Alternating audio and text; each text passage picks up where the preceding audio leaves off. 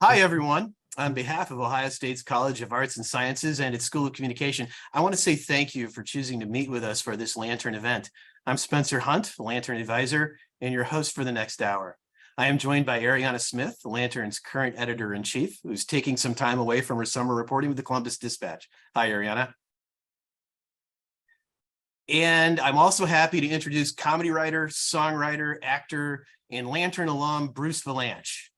Did I get all that right? Yeah, I mean, distressingly so. Yes, everything. Okay. And you left out the rap sheet, so hey. Well, I'm starting here. All right. This webinar builds off two past events. We had a virtual reunion of former Lantern staffers, which was held on Zoom during the pandemic. And then last fall on campus, we had an in-person reunion.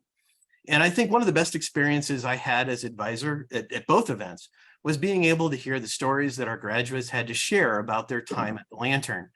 And that is largely why we are gathered here again, to build community and to share our experiences.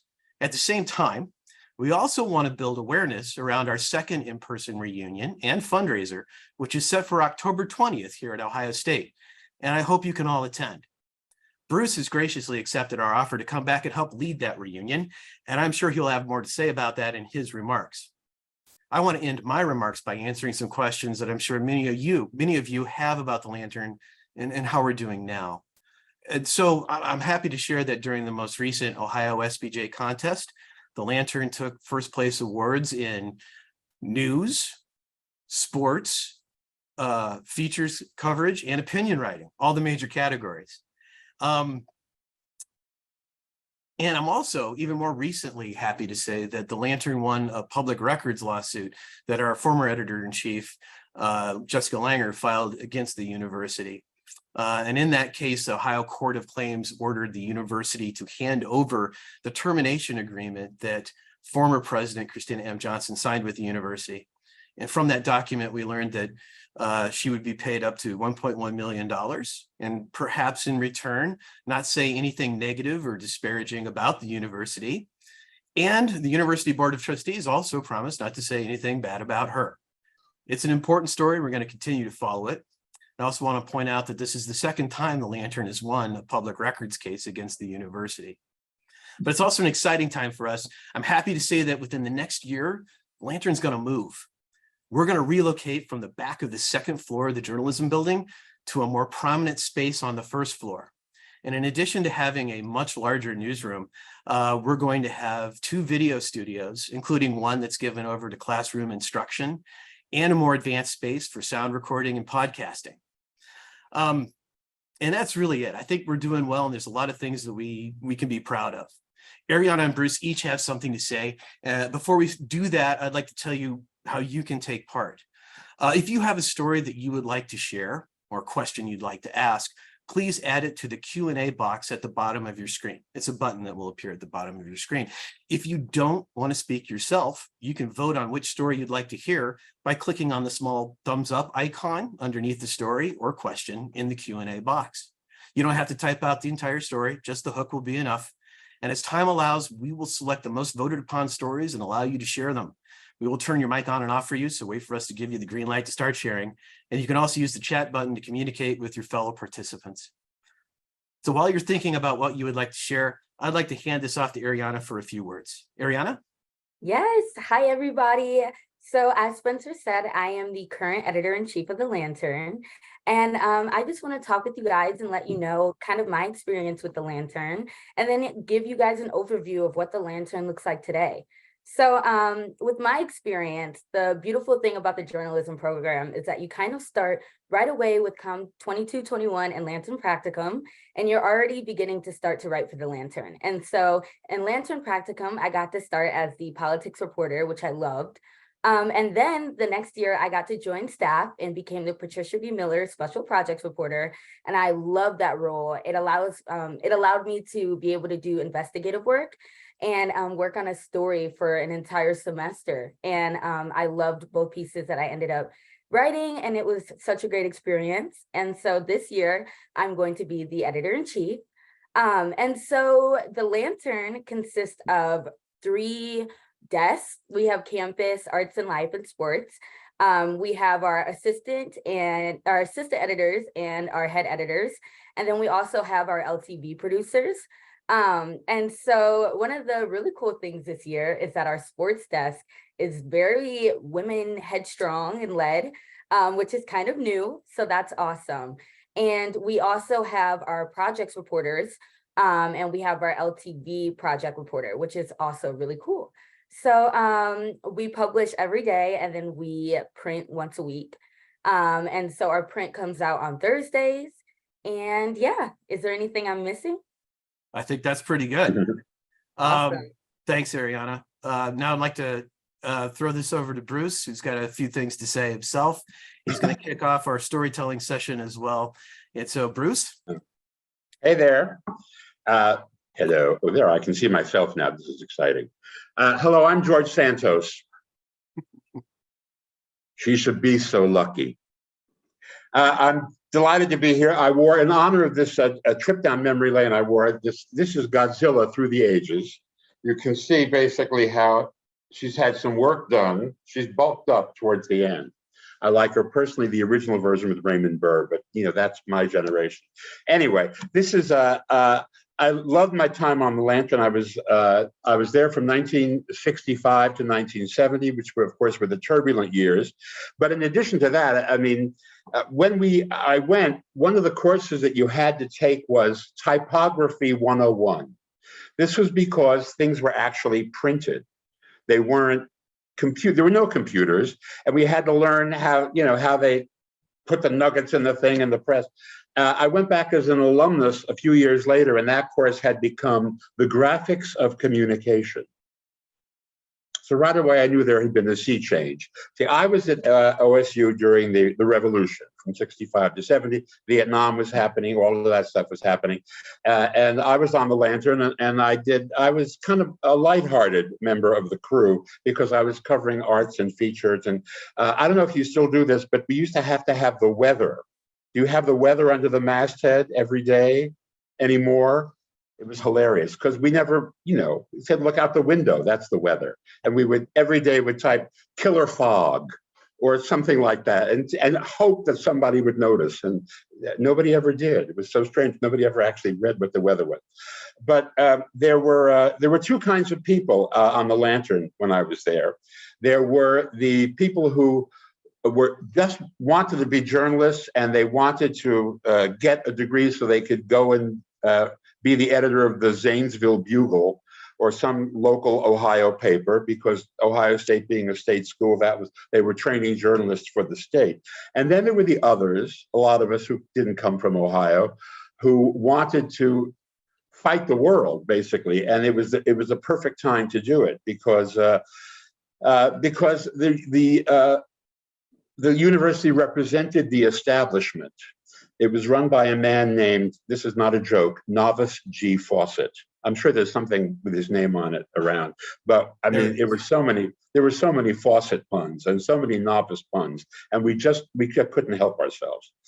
But at the time, the big debate about our behavior was in loco parentis, which meant that the university was, because we were underage, the university was acting as our parents, and they had the right to sort of discipline us. This was strange in the context of learning about journalism and learning about speaking truth to power. So these two things were always kind of, my mother said, she came to visit and she said she had a sip of 3-2 beer, and she said, this is in loco parentis. They want you to drink this stuff until you're 21. What are they, crazy? So that was how it began.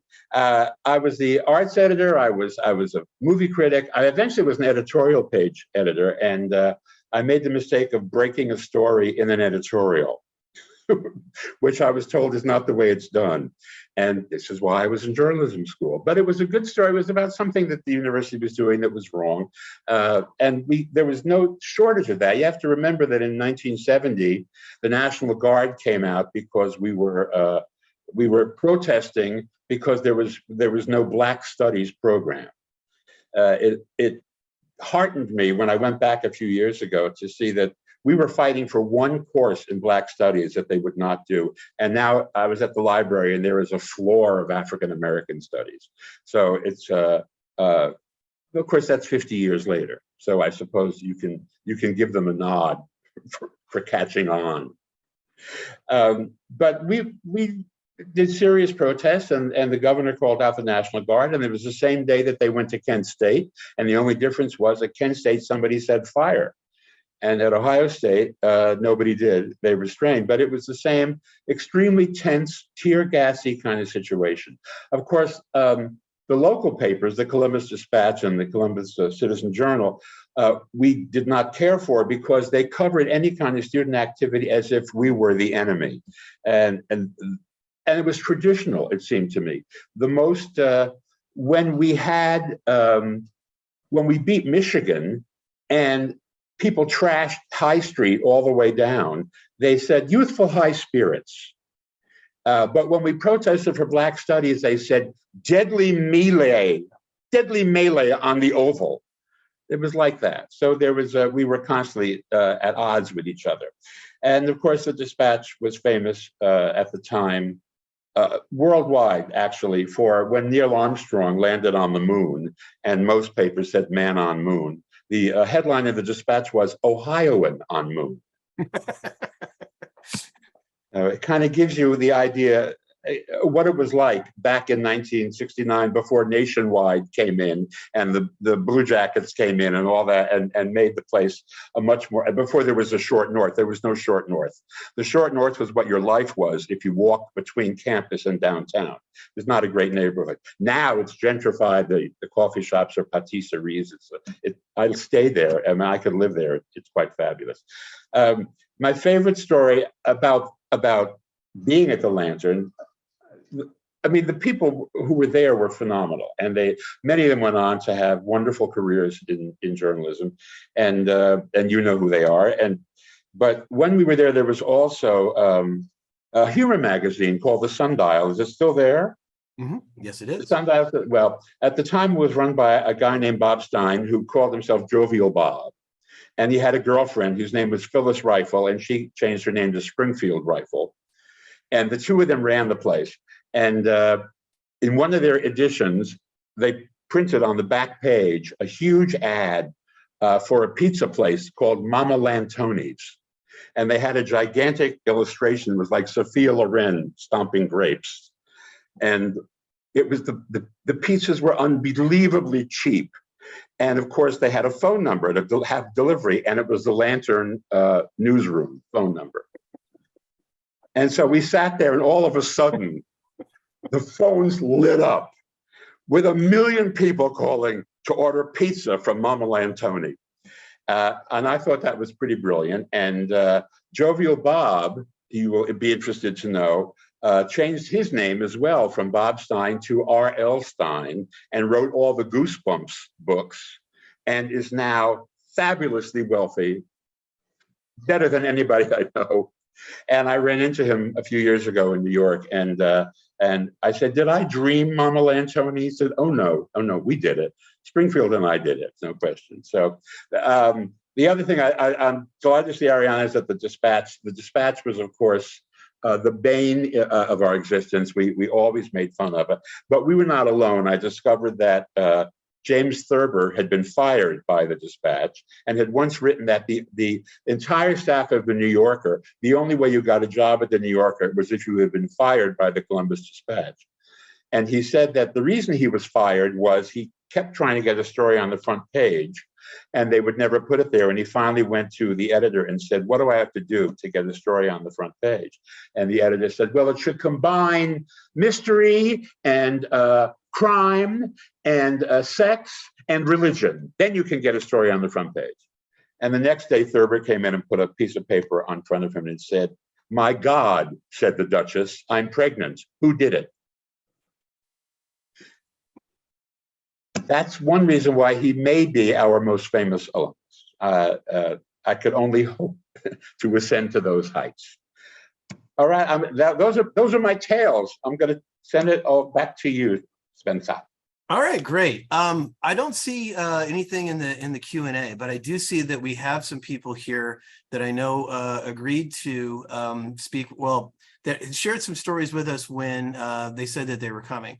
And so I'm wondering if we have Jocelyn with us.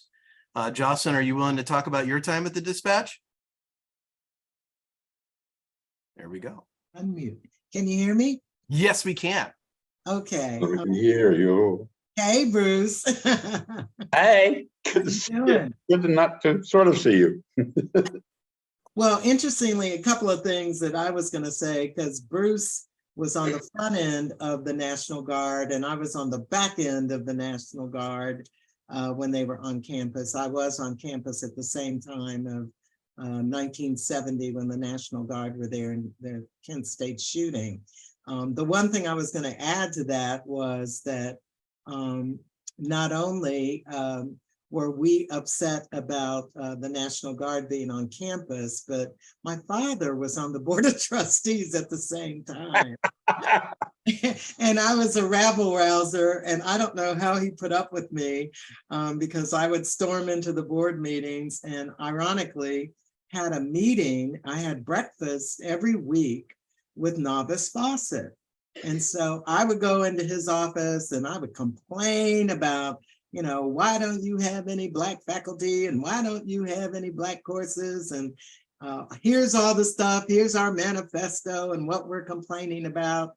And a lot of the students later told me that, you know, some of the things that he did acquiesce to rang in my ear of things that I had complained about. And when I got married, he sent me a wedding gift and said to my, what did he say? To my unofficial informer.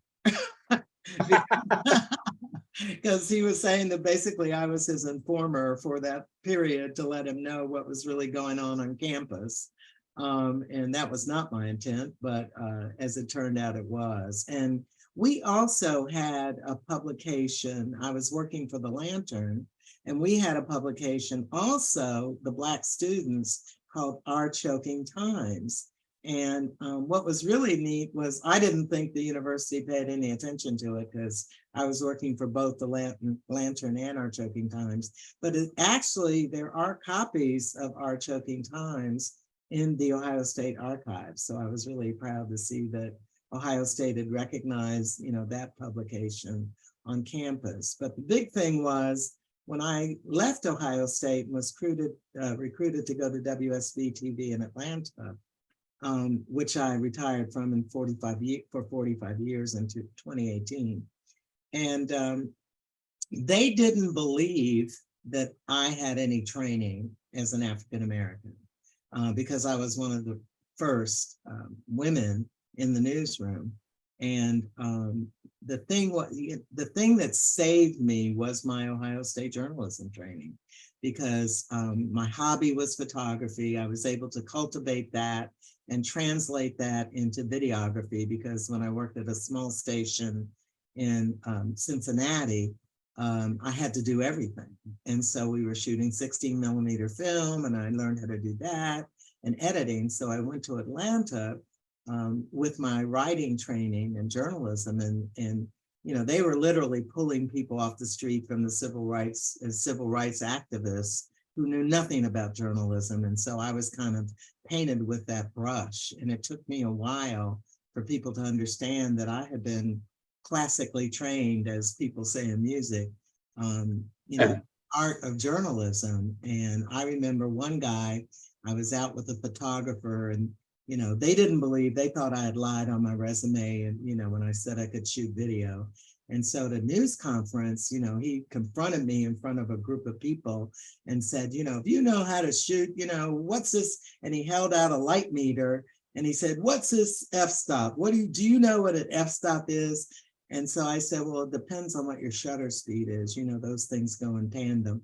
And that was the end of that. So he got embarrassed. The whole group of reporters after that, you know, I gained a sense of respect because people realized that Ohio State had indeed taught me a thing or two. So Well, that's great. That's great to hear. We have another, I'm sorry, Jocelyn, was that everything? Yeah. Okay, If great. anybody had questions, but yes, that's it. Okay. We also have Renee Miller with us. She has a story to share. I guess I don't want to say anything, but is Renee with us? Renee. There she is. Hi, yes, I am. All right, we can hear you. Okay, Spence, thanks. So I was on the Lantern in the mid-70s with John Aller, who I see is on this call as well. And I came to Ohio State my sophomore year. I was at Bowling Green my freshman year and came in and shook hands with Dr. Clark and said, I'm going to write for your newspaper. And so as a sophomore, I volunteered to do a story, an interview with Milton Berle, who happened to be a prominent comedian at the time. And I was so green. I mean, I had done journalism in my high school, but really, really green. And so I got everything. I thought I was super prepared. I had my recording device and my pad and my paper and everything ready to go. And I was on time early, and I get there and I introduce myself, and little did I know that a couple years earlier, this is obviously pre-internet, he had written an autobiography. And this man, who most of you probably don't know who he is, but super arrogant, very big presence. And I start with my first question, and I asked the question, and his retort was, "Did you read my book?" And I just completely, today I probably would have fudged it or something, but back then I had this look on my face of absolute horror. And the interview went from bad to worse from then on, because every question I asked, he would say, "If you had read my book, you would know." And I have to tell you that from that point on, I have, every time I show up for an interview, I don't care who it's with, I make sure that I'm absolutely prepared. It was like the most humiliating situation. I ended up getting the interview. The story came out fine, but I think it was that feeling of being unprepared that just scared the crap out of me. And learning to be prepared, that was the big takeaway from the Lantern. It's like, show up and suit up and be prepared. And Milton Berle, thank you very much. He made me prepared. So thanks very much. Great to be here. Thank you. We have another person, Joan. Is Joan, and I hope I say this right, is it Fadala? Are you here with us?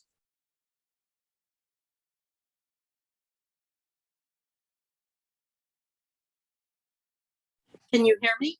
Yes. Great. Can you see me? Everybody's No. camera seems to be off, but we can hear you Oh. just fine. Well, I can see a We picture can of see your you. photo, yeah. Nice smile. Yes. Well, I was hoping to hold something up, so that's why I was trying to find how Oh, to run my camera, but oh well, I'll just mention it. So I was a journalism major from 1969 to 1973. So, and Jocelyn and I were actually in Angel Flight together. Do you remember that, Jocelyn? Anyway, I guess it was the beginning of my sophomore winter quarter. My very first assignment of that quarter at the Lantern said, and this was like the first 2 or 3 days of January, really cold and snowy day on campus. And my Lantern assignment was, some kid that lives in Morrill Tower visited with President Nixon at the White House. So interview him and find out what the deal was. And so lazy me, who didn't want to walk from North Campus to the Morrill Tower, decided, well, this guy's a freshman, so what do I want to walk all the way over there to talk to him about? Well, guess who it was? It was John Kasich. So we had a very interesting chat over the telephone. And he talked about the fact that I was there too during the big riots of spring of 1970.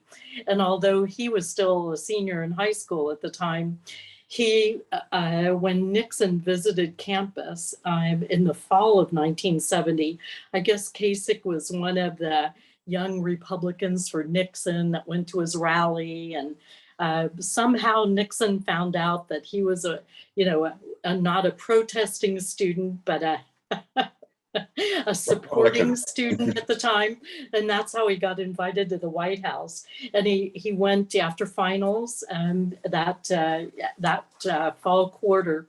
And I have to read you the last paragraph of my story that was in the Lantern. I'm sorry I can't hold it up to you, but it says, after the meeting, Nixon gave Kasich 2 tie clasps, a pen that had recently been used to sign a bill, and a pin for his mother. Now, here's the good part.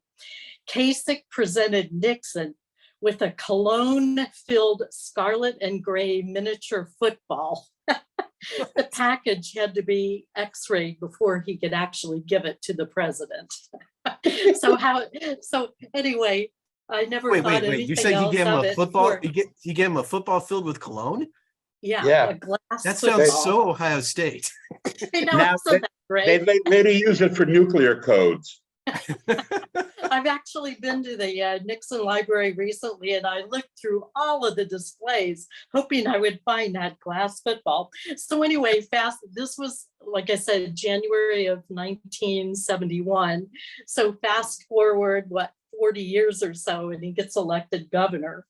And so I immediately dug through my old boxes in the garage, scanned the article, and sent it to Ohio State's Alumni magazine. And I said, wouldn't this be great to do as a flashback now that he's governor of Ohio? And I got an email back from the editor that said, we think it's too political. That's a good start. That's a good start. Thank you for sharing that. Great. So you never know that when you do something for the Lantern, when you're a student, that 30, 40, 50 years later, it may be something that has some political significance to somebody. Nice. Thank you very much. Thanks for sharing that. Also on the line, we've got Mike McNutt. Mike, are you available? Yeah, what's up, everybody? How y'all doing? Hey, Greetings from sizzling LA. I want to thank Spencer, Bruce, Ariana, and Alex for putting this on. This is probably I graduated in '94, and this is probably one of my first times I've ever kind of coming back and kind of sharing some experiences with the School of Communication. So I'm honored to be here, and it's really cool. Okay, so I'm taking a little bit of a different route, and I'm kind of sharing some like a specific experience that occurred to me probably from, I don't know, like a year ago, maybe. And as everybody knows, California, and it probably goes without saying, is literally like baking or whatever you want to call it right now. I'm sure I could go outside and crack an egg on the hood of my ride and I could get a nice fried egg out of it. But beyond all that, I think everybody may know that about 3 years and now ending about last year, the state was in a historic drought, and water has always been a major issue in California. It is arguably the foundation of the 5th largest economy in the world, which is the state of California. One of the things as a communication major that I always kind of felt in my career up until recently that I did not have access to kind of utilizing a tool is media relations. And I think that I think we can all write, we can all kind of like run meetings, we can all do lots of communication stuff. But if you do not have something that's interesting to the media, more than likely, it's not going to be a skill that you'll be able to actually hone and utilize and become very proficient at. So last year, it kind of dropped into my lap where I was put in a very unique position to learn through a very, very crash course of how to work with the media, create interesting stories, get your brand out, get your information out, and kind of address what needs to be addressed, and on a broader scale, ultimately become kind of like a mouthpiece for something that I never thought that I would have the opportunity to, which in this case was the drought. I'm the public affairs and communications manager at a water agency in California called Las Virgenes Municipal Water District. It is located in a city called Calabasas.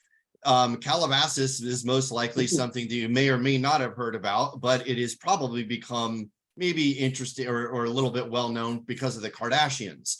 We call it Kardashian. Yes, Bruce, that is straight up it, man. So the areas that I serve is Calabasas, Hidden Hills, Agora Hills, Westlake Village, Santa Monica Mountains. This is a very well-off entitled area. Most of the homes here probably start at like $1.5 million and go up to like giant estates worth, close to $100 million in certain capacities.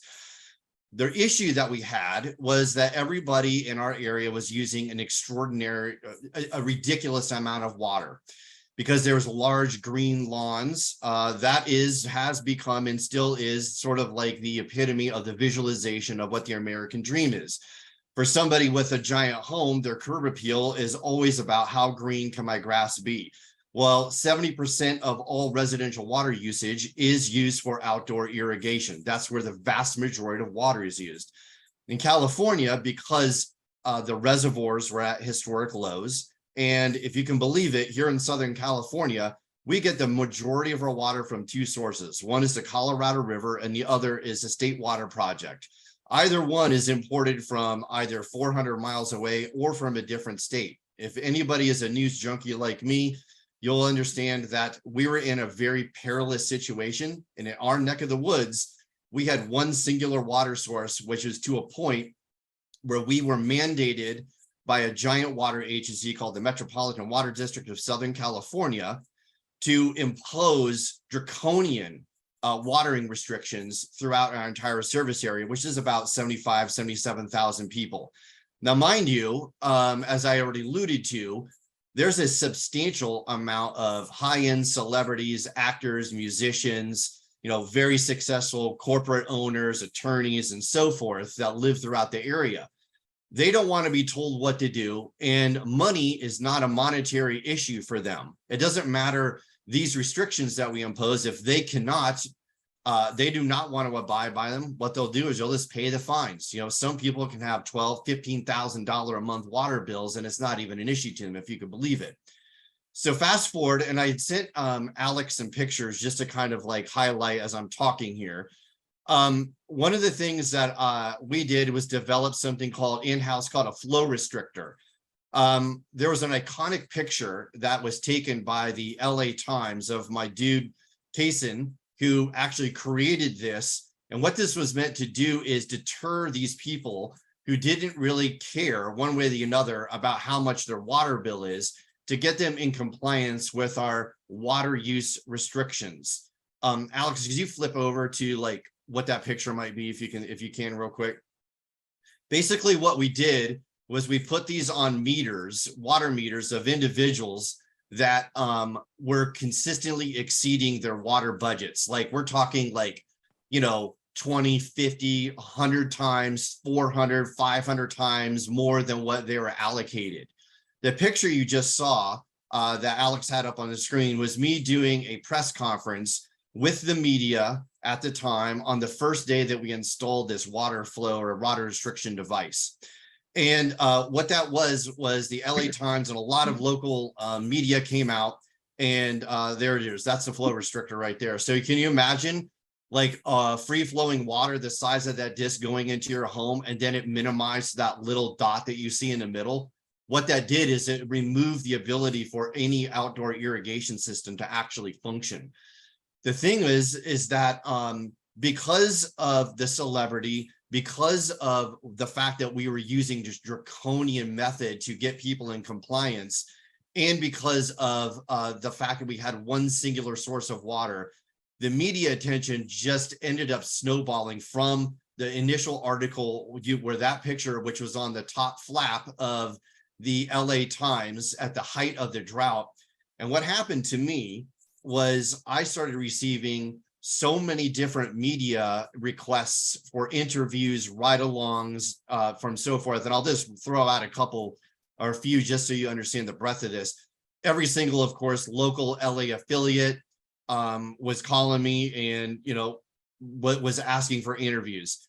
For the national level, everything from NBC to CNN to the Washington Post, Wall Street Journal, New York Times, Washington Post, People Magazine, the AP, Reuters, I could go on and on about who. And then internationally, if you can believe it, we had interviews and ride-alongs with BBC, Univision, the France Television Network, Axios, the London Times, the Guardian, and again, I can continue to go on. I think the thing that I am most proud of in sharing this story is not only that it kind of put the district that I work with on such an international map when it comes to anything and everything related to water, climate change, and the environment, because I still get many, many media calls asking for like little comments and snippets. But if you took all of that media attention, as we'll call it, earned media attention from 2022 through the end of 2022, so the beginning of 22 through the end, we had in some capacity our name, Las Virgenes Municipal Water District, or something synonymous with us, reach over 11 billion people worldwide, which is more than the entire population of the planet. And if we paid for that media exposure, it would have cost almost $126 million, but we did it all for free. I wanted to share that with you as a success story, in my opinion, as a graduate from The Ohio State University and our School of Communication. And at this point in time, I'm just waiting for the next problem to come along. And it looks like it could be something called PFAS or forever chemicals. Thank you for letting me share with you. All right. Thank you very much. We don't have anybody else within the Q&A that wants to share a story, but I do see some other people here who are filing within the comments. We've got David Gansfried from Ohio State. David, did you want to say something about your experience, 1980, 1983? We haven't heard from the 80s yet. David, are you with us?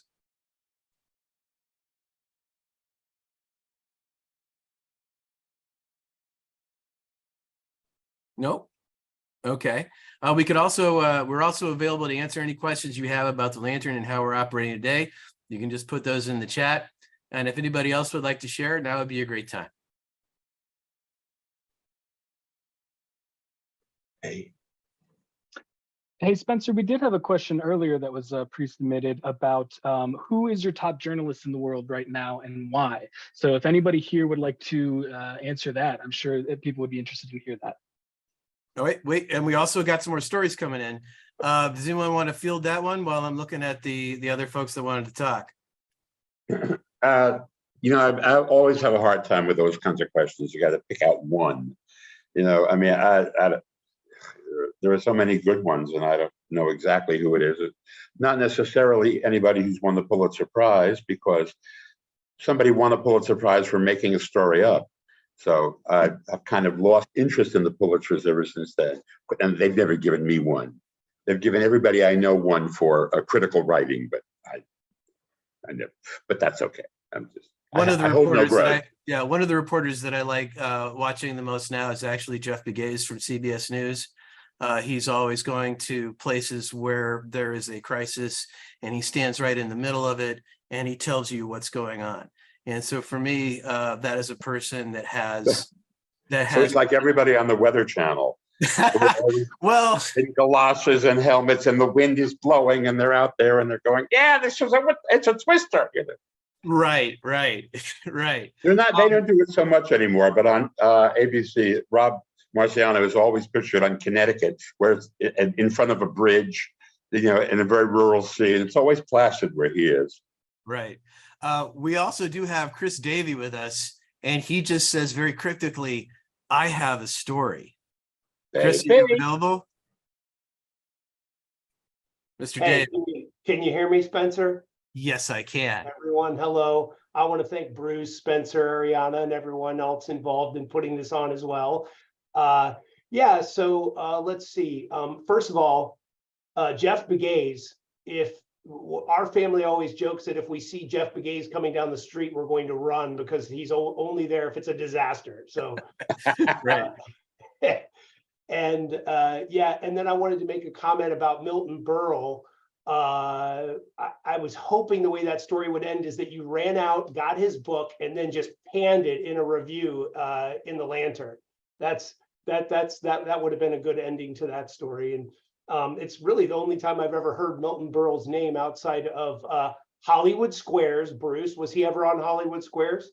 Not when I was involved in it that I can recall. Okay. So he wasn't. And The Love Boat. Well, yeah. Well, everybody was on the Love Boat. That was the Hollywood Squares with fiction.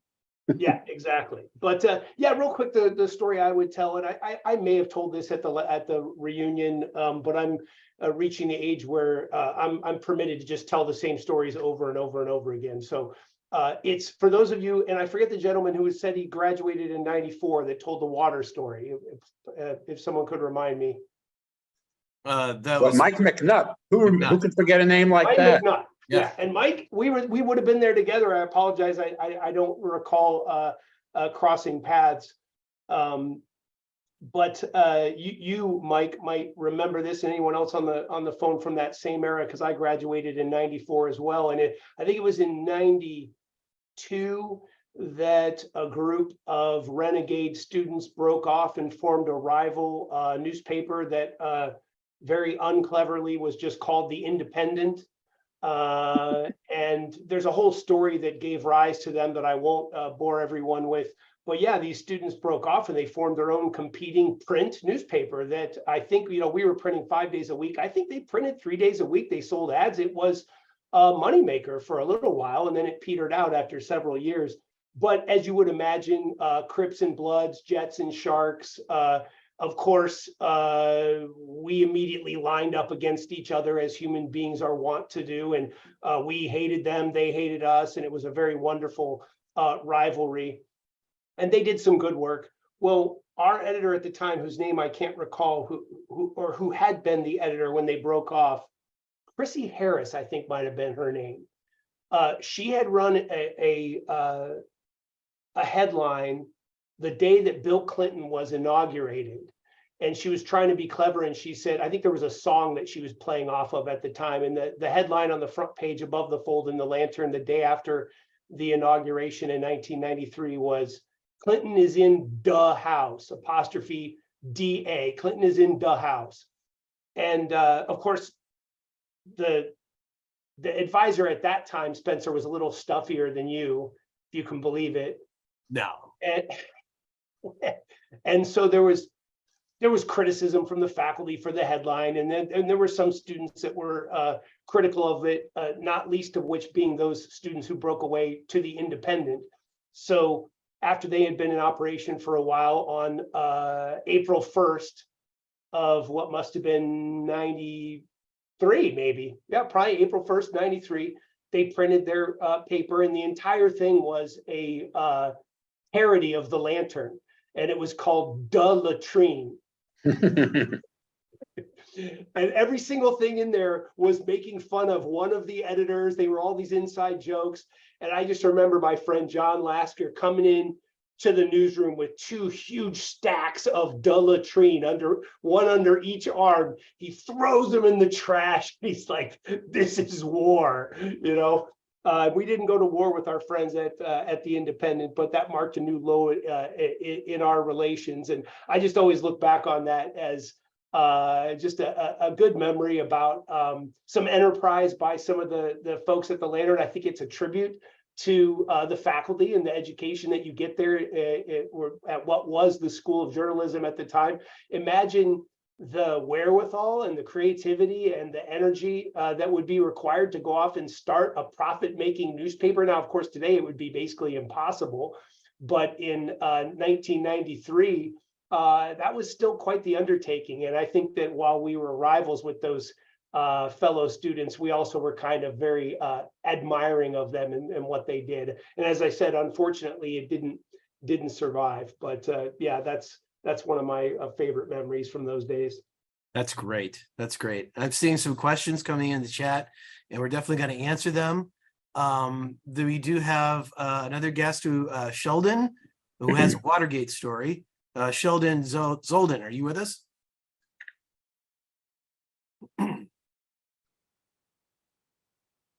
You, okay, now you should be able to hear me. Yes. Okay, yeah, spring of 1973, when all the Watergate stuff was really breaking, and I think it was editing 201, and you'd go in a few nights a week and edit copy, write headlines and what have you. Somebody named Woodward and Bernstein, they were writing a lot of stuff for the Washington Post, and we had their wire. And our editor was running a lot of the stories, few inside, a few on the front page, and he was getting a lot of pressure from some of the faculty. Why are we running this? You know, it's this and this, it's the Washington Post and all that stuff. Well, years later, when I was telling the same story at one of these things, Leonard Downey Jr., who was a Lantern in Ohio State grad and became the editor of the Washington Post after Ben Bradley left, was very interested because he was the city editor, metro editor at the time, and he was editing those Bernstein and Woodward stories. So I thought that was pretty interesting. Yep, Mr. Downey's come back and talked to us a few times, and I think he's going to be speaking with us in September for a different webinar that we have planned. So you might want to keep a lookout for that. No, that'd be Thank great. you for sharing that story. I really Sure. appreciate that. I'm seeing some questions, including, and there's a couple of call outs for John Aller to talk. I don't know if he's willing to do that or not, but he's on the chat. So we'll let him decide. If you want to say something, put it in the chat, John. We have a question here from Sarah Renahan. How many students are going through the J program and involved in the Lantern these days? And I see that was partially answered. What the other kinds of things that I would say is that what we're doing largely at the Lantern these days is we still have a very strong print tradition. We're doing it at least once a week. But a lot of what we're doing with the students that we have now is preparing them for a digital environment. And so the things that we teach our students are things that used to be taught in different silos or disciplines.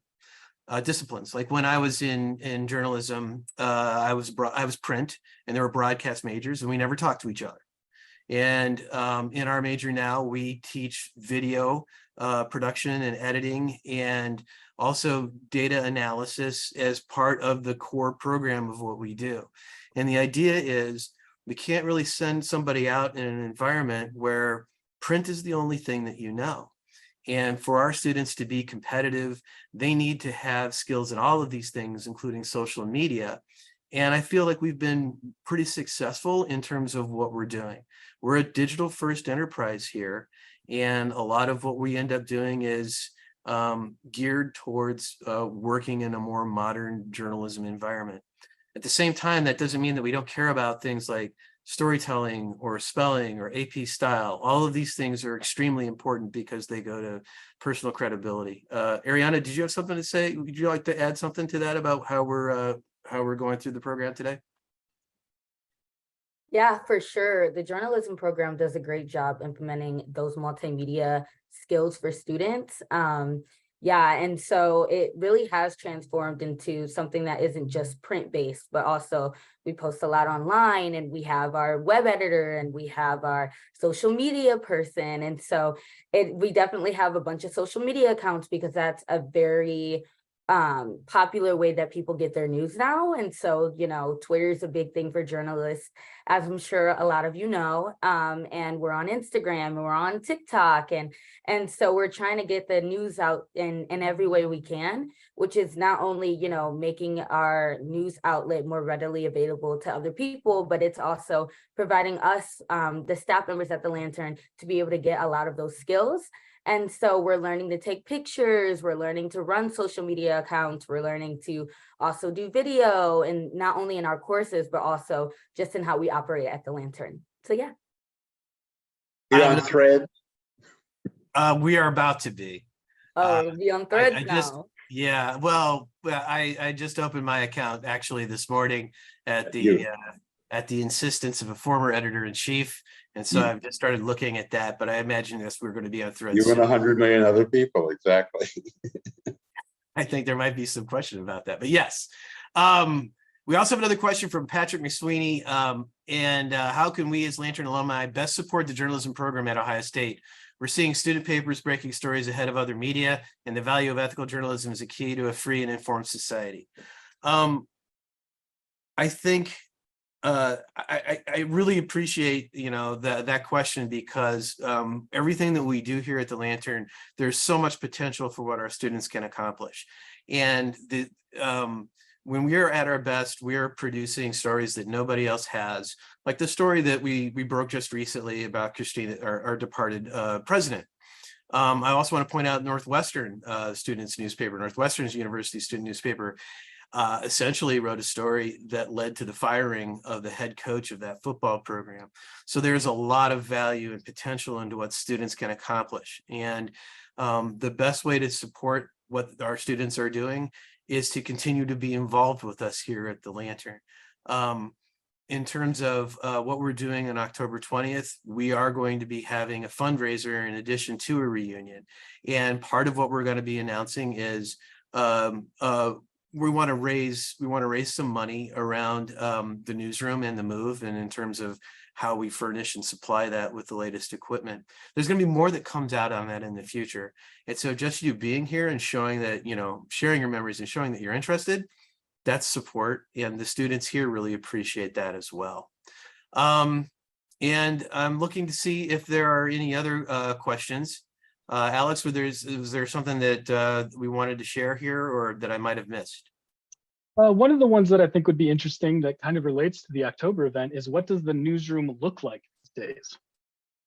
So we are on the second floor in the back of the journalism building. And I think it might be the same space that the Lantern has been in for some time. Currently, it's split in half with a television studio in one part, and the newsroom is in the other half. The newsroom right now we have spaces for about 30 people in terms of workstations. Every Wednesday, we're in this room to get the newspaper out by that hard and fast 10 o'clock deadline. And then on most weekdays, we're here working to get things ready for the web. So one of the things that we're also able to do now, and we're quite proficient at it because of the pandemic, is we can work remotely on specific breaking news stories. So the newsroom doesn't necessarily have to be filled, although I like it that way when it is. Especially on print nights, it has to be.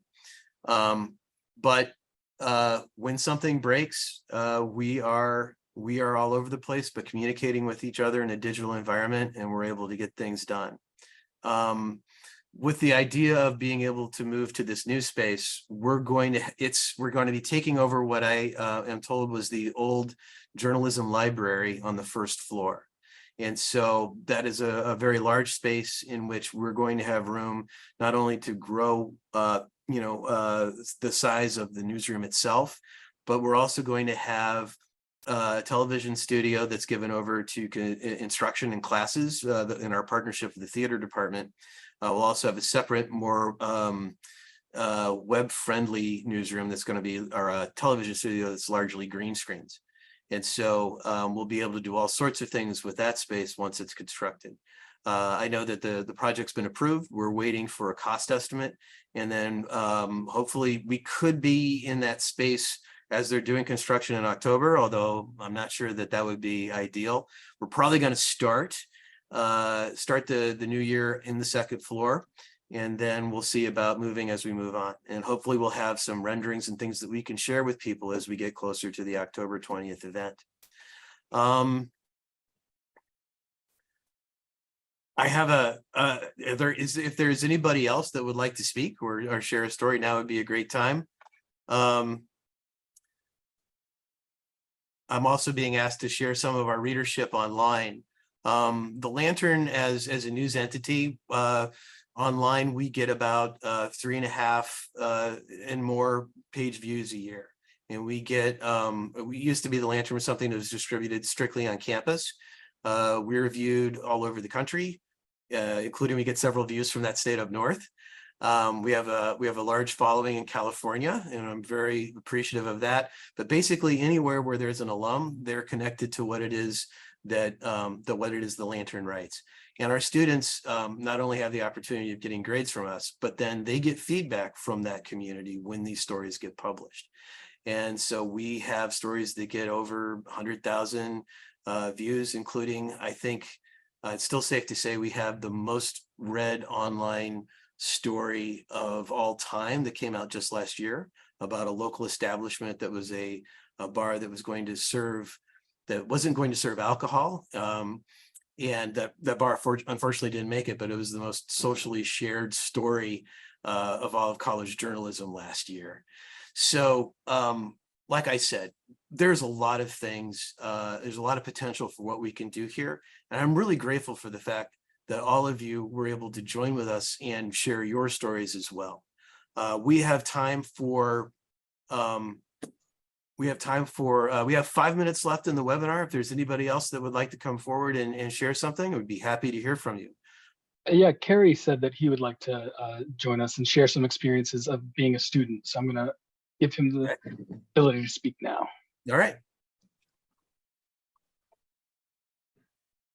Kerry, you here? Yeah, Dave Rowley and I went to school with Bruce, so we're all about the same age. But I came to Ohio State. I had worked with a family that owned 7 newspapers, so I had a pretty good journalism background when I started. But what I liked about the Lantern was it gave you real world experience. Dave Rowley and I were the police beat reporters, and 7 nights a week we went down to the police station and went through every police report there was. And, you know, to Bruce's point, we beat the dispatch on several big stories where we had them before they ever even knew the story existed. But then I also, there was a plane crash, a TWA plane crash in Urbana, Ohio. And David and I were 2 of the first people that got to the plane crash. So all our photos were way ahead of anybody else. And at the time, the Lantern was the 2nd largest paper in Columbus. So it had great distribution at that point. But it was just interesting. I met a lot of people through the Lantern. I had an interview with Bob Hope one time. Bob Hope, I grew up in Ashtabula, Ohio, and so did Urban Meyer. But I talking to Bob Hope, and he said, well, I dated a girl in Ashtabula. So that was before I was a comedian. I used to be a prize fighter.